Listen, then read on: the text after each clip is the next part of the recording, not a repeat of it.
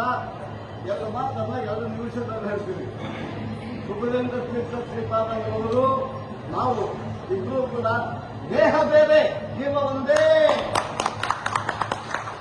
ಅವರು ವಯಸ್ಸಿನಲ್ಲಿ ನನ್ಗಿಂತ ಕಮ್ಮಿ, ಆದರೆ ನನ್ಗಿಂತ ನಮ್ಮ ರಾಷ್ಟ್ರವಧ್ಯಕ್ಷರಾಗಿದ್ದಾರೆ.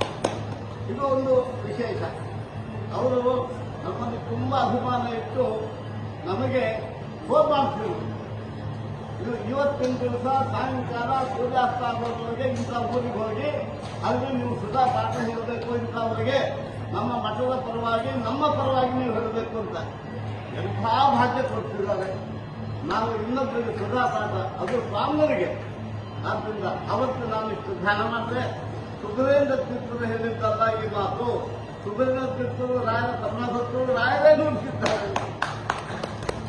ಆದ್ದರಿಂದ ನಮ್ಮ ಮಠಕ್ಕೂ ರಾಘವೇಂದ್ರ ಸ್ವಾಮಿ ಮಠಕ್ಕೂ ನಿರಂತರ ಯಾವುದೇ ಮಧ್ಯದಲ್ಲಿ ತೊಡಗು ಇದ್ದದ್ದೇನೆ ಅತ್ಯಂತ ಬಾಂಧವ್ಯ ಆಗಿದೆ. ಯಾರಾದ್ರೂ ಏನಂತ ಹೇಳ್ತಾರೆ, ಅದ್ಯಾವುದು ಯಾರು ಜನ ಹಚ್ಚೋದವರು. ಪ್ರಪಂಚದಲ್ಲಿ ಸದ್ಭಕ್ತರಿಗಿಂತ ಕೇಳು ಬಯಸೋದೇ ಬಹಳ ಇರ್ತಾರೆ.